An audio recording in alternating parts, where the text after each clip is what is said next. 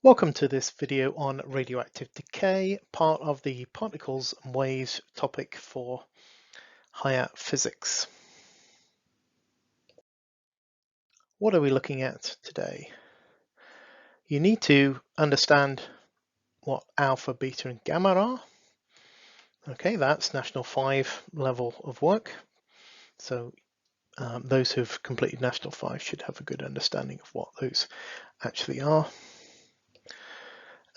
You need to be able to write nuclear reactions using symbols and notation with the mass number and the atomic number. Those of you who do chemistry will be familiar with this approach already. And you need to use these equations to describe radioactive decay of lots of different types. So first, a few definitions that we've also met during the standard model section of the course. So a nucleon, that is a particle within the nucleus. So that could be a proton or a neutron. And a nuclide is a nucleus with a specific number of protons and neutrons. Okay, remember at this point we're just really talking about protons and neutrons, even though we know those themselves are made up of quarks. So we're just talking on at that particular level. So here's our picture of our periodic table, reminding ourselves that within the periodic table all the elements are arranged in order of mass from number 1 upwards. So number 1 being hydrogen, which has atomic number 1 and a mass of 1. Number 6, that we can see larger here, being carbon, which has a mass of 12. So within the periodic table that you are provided, there is the mass number and the atomic number. So we can use shorthand to represent each element. So here we've got element X, that's just the symbol. So that can be anything, C for carbon, H for hydrogen, He for helium, for example. And at the top of the number, top left, we've got the mass number. So mass of carbon being 12 commonly, for example. And then at the bottom, the atomic number, which for carbon would be 6. So it's this way of writing out element details. So the mass number A at the top tells us the total mass number, and remember that's measured in atomic mass units rather than kilograms, and a proton and a neutron both have a mass of 1. An electron has pretty much negligible mass.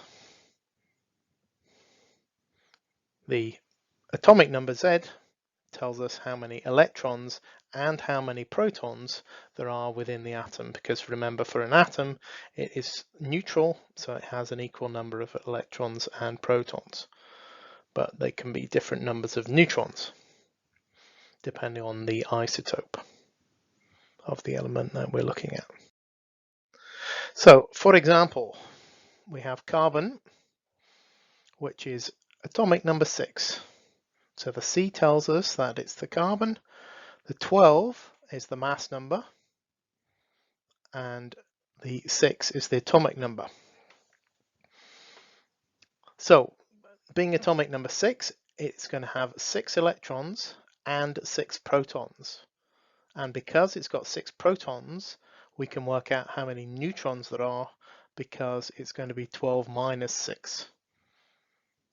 Okay, so the total mass of 12 is made up of those 6 protons and 6 neutrons, because each have a mass of 1.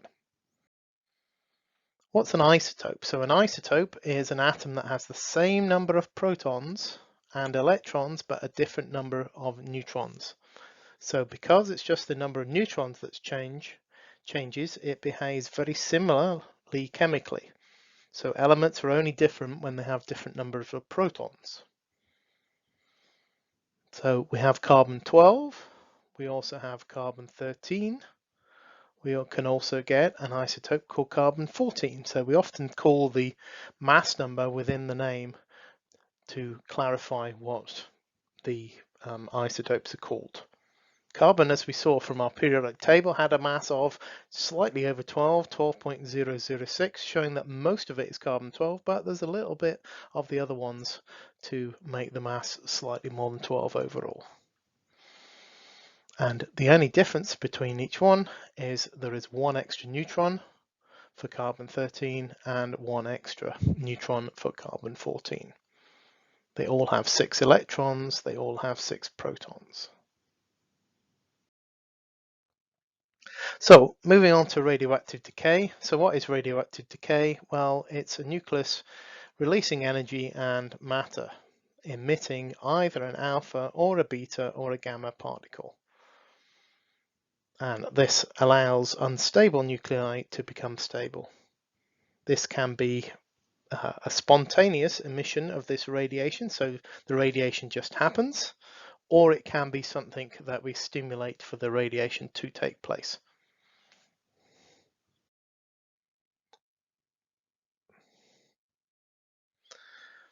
Okay, so what is alpha? Alpha is a helium nucleus, 2 protons, 2 neutrons.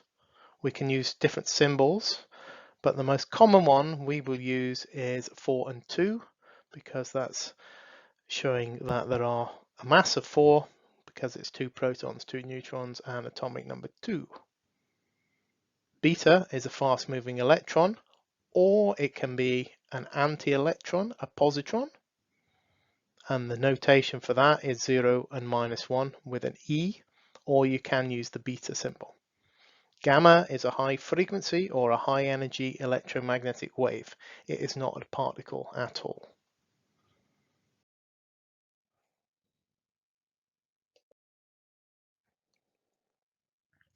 So at a high level, we have to use the equations to represent alpha beta decay.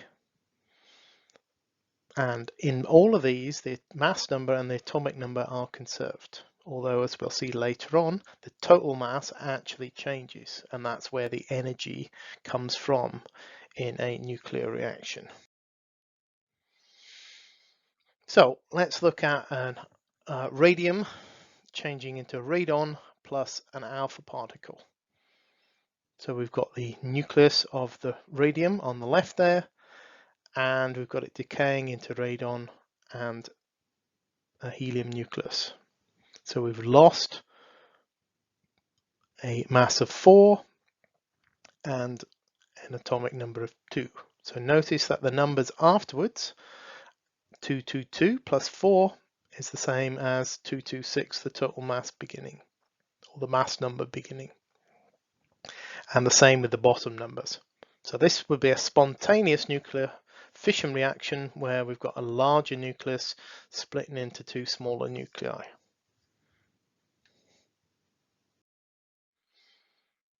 So when a nucleus undergoes alpha decay, the mass number decreases by 4 and the atomic number decreases by 2. So we've got this general relationship at the bottom where A was the mass number and it's gone down by 4 and the atomic number has gone down by 2. So if iridium 168 undergoes alpha decay, what does the equation look like? Well, we can look at our periodic table and we can see iridium is atomic number 77 and has a mass of 168, this isotope. So if it's emitting an alpha particle has a mass of 4 and an atomic number of 2. So we've got this rhenium in the middle there, which has 164, because 164 plus 4 makes 168, and 75 plus 2 makes 77. So let's have a little look at beta decay. So beta decay is a fast-moving electron, but remember from our early work that actually it's coming from the nucleus of the atom. It's not coming from the orbiting electrons. So what is happening is that the neutron is changing into a proton, and we're getting that electron being released, and we also get an antineutrino being released as well. How do we write that? Well, here we've got carbon 14, atomic number 6 that we start with, and then we've got nitrogen 14, so mass of 14, atomic number 7, and we've got -1 with our electron there, plus our anti-neutrino. Remember the line above, the neutrinos indicating the antimatter, and the little e is because it's an electron neutrino. So if we look at the numbers again, we started with 6 at the bottom, and we've got 7 plus -1, which makes 6. If we look at the mass number at the top, we start with 14. We've got 14 for our nitrogen, and we've got 0 for our electron.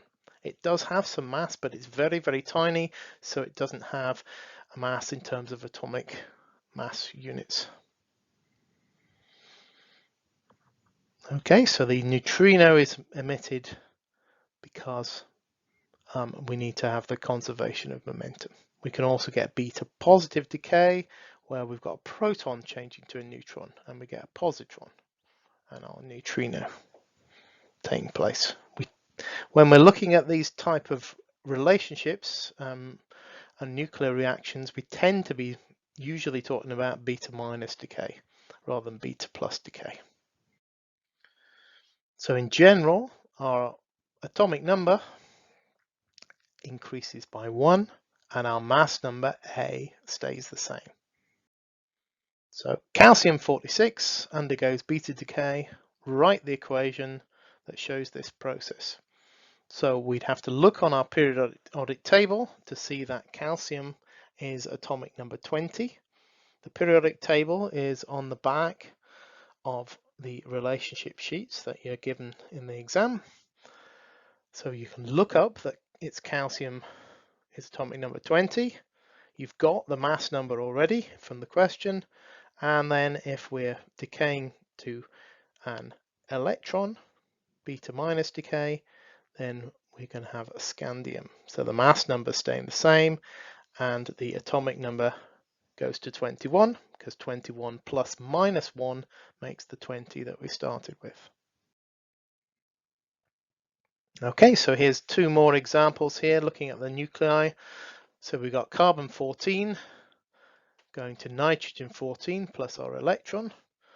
So remember, we have conservation of the mass stays the same, 14 and 14, but the atomic number 6 for carbon goes to 7 plus the -1 for the electron.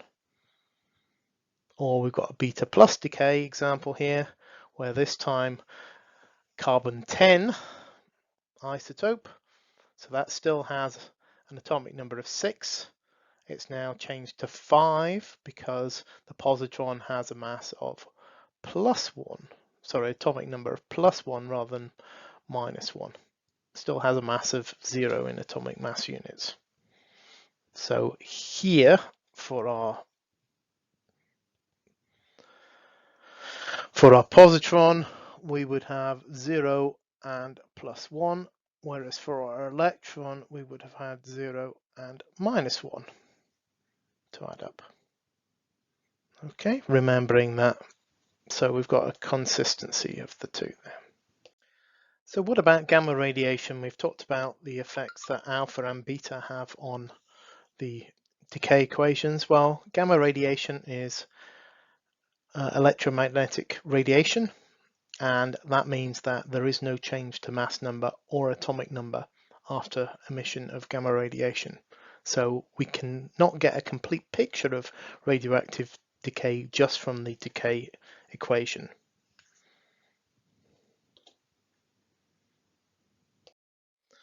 So let's look back at what we were learning about. Do we know what alpha is? A helium nucleus, 2 protons, 2 neutrons. What beta is? Fast-moving electron or a fast-moving anti-electron or positron. What gamma is? A high-frequency or high-energy electromagnetic wave. Okay, gamma doesn't have mass. It just has energy, and that's why we can't describe that in the equations that we saw beforehand. So we can't fully describe nuclear decay because we can't show up the gamma radiation fully just by looking at the atomic numbers and the mass numbers. We can write out these in symbolic form, and we can use them to describe reactions.